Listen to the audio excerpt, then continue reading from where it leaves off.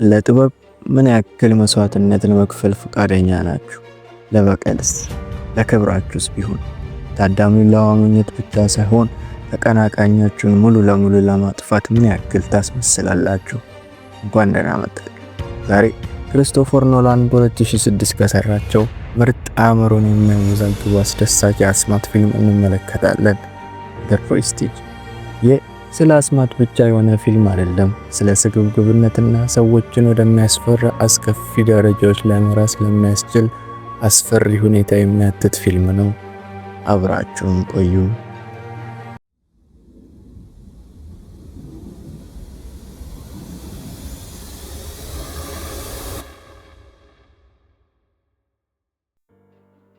ታሪካችን የሚጀምረው ከመጨረሻው ነው። አልፍሬድ ቡርደን ሮበርት አንጀርን በመግደል ተከሶ ያስመለክተናል። አልፍሬድ ከውጭ የተቆለፈ ምስጢራዊ የውሃ ማጠራቀሚያ ውስጥ ሮበርት ሞቶ ይታየዋል። እናም ቡርደን እንዴት እንደተከሰተ ምንም እንደማያውቅ ይናገራል። ከዚያም ፊልሙ ከዓመታት በፊት ወደ ተከሰተ ነገር ይወስደናል። ቡርደንና አንጀር ወጣት ወንዶች ናቸው። አንዲት ሴት በውሃ ማጠራቀሚያ ውስጥ ትንፋሿን መያዝ ያለበት አስማታዊ ትዕይንት የሚያከናውን የአንድ አስማተኛ ረዳቶች ናቸው። የዚህ አስማተኛ ትዕይንት በሚቀርብበት ጊዜ ሁለቱ ወጣቶች ሁልጊዜ በበጎ ፈቃደኝነት እየወጡ እጇንና እግሯን ያስራሉ። ቡርደን እጇን ሲያስር፣ አንጀር ደግሞ እግሯን ያስራል። ግን አንድ ቀን ነገሮች በተሳሳተ መንገድ ይሄዱና ያቺ ሴት ውሃ ማጠራቀሚያ ውስጥ ሰምጣ ትሞታለች። ይቺ ሴት የአንጀር ሚስት ጁሊያ ነች። ይህ አሳዛኝ አደጋ ነው የቡርደንንና የአንጀርን መራር ፍቅር የሚጠነስሰው። በሐዘን የተጠመደው አንጀር ታላቁ ዳንተን በሚል መድረክ ስም የተሳካለት ተወዳጅ አስማተኛ ይሆናል። ቡርደን ይበልጥ ተግባራዊ በሆነ የፕሮፌሰር ዘይቤው የተሻለ አስማተኛ ግን ብዙም ተወዳጅ ያልሆነ አስማተኛ ይሆናል።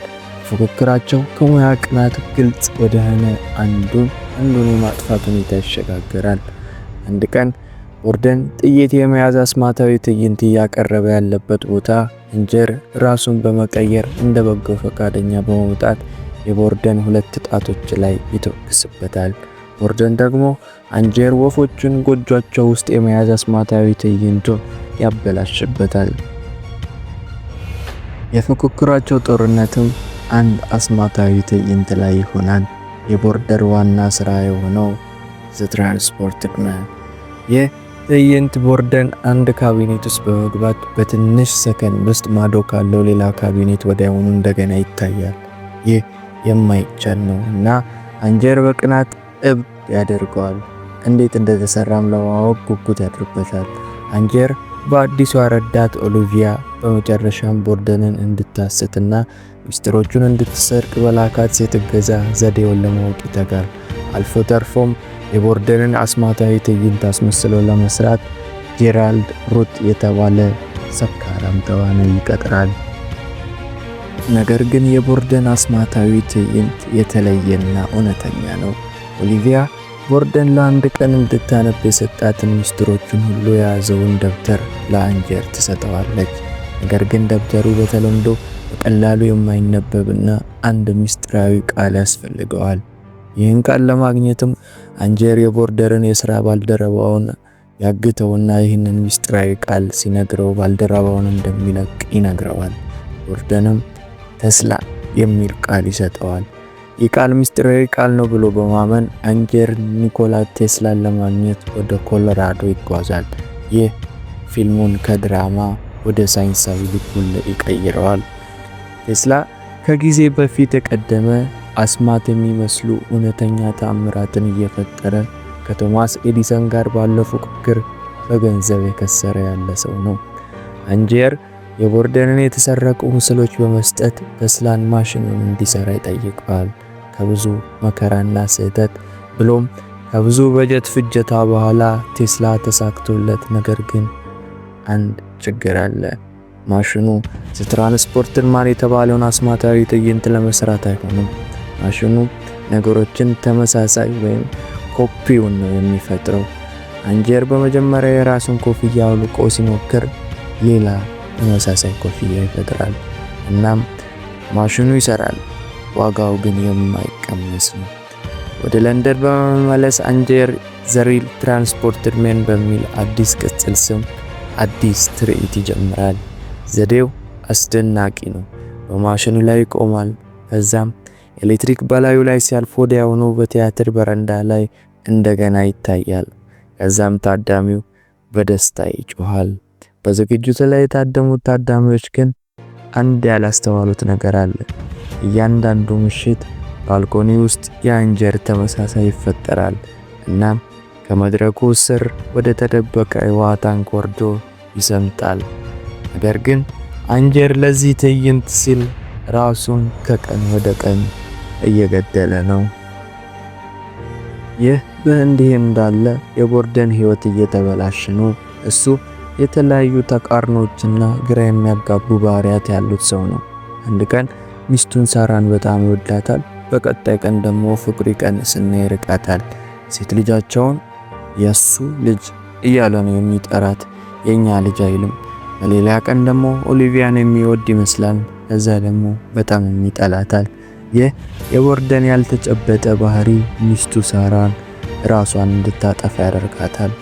አንድ ቀን ቦርደን የአንጀርን አዲስ ዘዴ ለማወቅ እንደ ሀብታም ደጋፊ ሎርድ ካርድለው ሆኖ ከትርኢቱ በኋላ ወደ መድረክ ጀርባ ይሄዳል።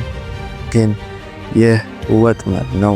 ከመድረኩ ጀርባ ከገባ በኋላ አንጀር በውሃ በተሞላ ታንክ ውስጥ ገብቶ ሲሞት ያሳየዋል። በዚያም ቦርደን ተይዞ ይታሰራል። አንጀርን በመግደልም የሞት ፍርድም ይፈረድበታል። እናም የስቅላት ጊዜውን በመጠባበቅ ላይ ሳለ ካተር የሚጠይቀው በመጨረሻዎቹ ጊዜያት ብቻ ነው። ካተር የቦርደን አጋር ሲሆን የተለያዩ የአስማት ኢንጂነሪንግ ዘዴዎችን የሚሰራ ሰው ነው። ካተር የቦርደን የግል ማስታወሻን ደብተር ይዞ በመጨረሻም ያገኘዋል። ቴስላ የሚለው ቃል እውነተኛ ምስጢር እንዳልሆነ ይገነዘባል። የቦርደን ምስጢር በጣም ቀላልና ግን ደግሞ በጣም ጥልቅ ነበር። ቦርደን አንድ ሰው አይደለም፣ እሱ መንትያ ነው። ሚስጥሩ ከጅምሩም ይሄ ነበር። በመጀመሪያ ሁለት ሰዎች ነበሩ፣ ግን በመጨረሻም አንድ። የትራንስፖርተር ሜን አስማታዊ ትዕይንት አስማታዊ አልነበረም፣ የሁለት ሰዎች ሕይወት እንጂ። አንዱ ካቢኔት ውስጥ ሲገባ፣ ሌላኛው ወንድሙ ደግሞ ከሌላኛው ካቢኔት ውስጥ ይወጣል። እያንዳንዳቸው የኖሩት ግማሹን የአልፍሬድ ቦርደንን ሕይወት ነው። አንዱ ሳራን ይወድ ነበር፣ ሌላው ደግሞ ኦሊቪያን። አንዱ ደግ ነበር፣ ሌላው ደግሞ ክፉ። ለጥበብ ሲሉ የራሳቸውን ማንነት መስዋዕት በማድረግ ሙሉ በሙሉ አሳልፈው ሰጡ። አንጀር ክሎን ቦርደንን ባንሽን ወደ ተቀመጠበት መጋዘን ይወስደዋል። ከዛም ቦርደን ተደርድረው የተቀመጡትን የውሃ ማጠራቀሚያዎች ይመለከታል። እናም እያንዳንዳቸው የሞተውን አንጀር የያዙ ናቸው። ከዚያም ይደነግጣል። ለአንድ ጊዜ ለመክፈል የሚያስፈራ ዋጋ ብሎ ይጠራዋል። ሁለቱ ተቀናቃኞች በመጨረሻም የመጨረሻ ፍጥጫቸውን ያደርጋሉ። ቦርደን አንጀር ላይ ይተኩስበታል። አንጀርም መልሶ ይህን ለምን እንዳደረገን አልተረዳህም ይላል። እሱ ለጥበብ ብሎ አይደለም እንደዚህ ያደረገው፣ ለሙገሳና ለበቀል ነበር። ግን የቦርደን የመጨረሻ ቃላት ሙሉ ፊልሙ ዋና ሐሳብ ናቸው። እንዲህ ይላል፣ ሮበርት ግማሽ ዓለምን ሄድክ፣ ብዙ ገንዘብ አወጣክ፣ አስከፊ ነገሮችን አደረክ፣ እጅግ አስከፊ ነገሮችን። ግን ሁሉም ከንቱ ነበር። ለምን? ለማወቅ እንዴት እንደሆነ ለማወቅ ታዳሚ ለመሆን የሚሉ ጥያቄውን ይጠይቀዋል። ሄደም በኋላ አንዲት ሴት ልጅ ያገኛል። የሱን ሴት ልጅ ያገኛል። ደግ ልብ ያለው መንትያ ሳራን ከልቡ ይወድ የነበረው ተርፏል።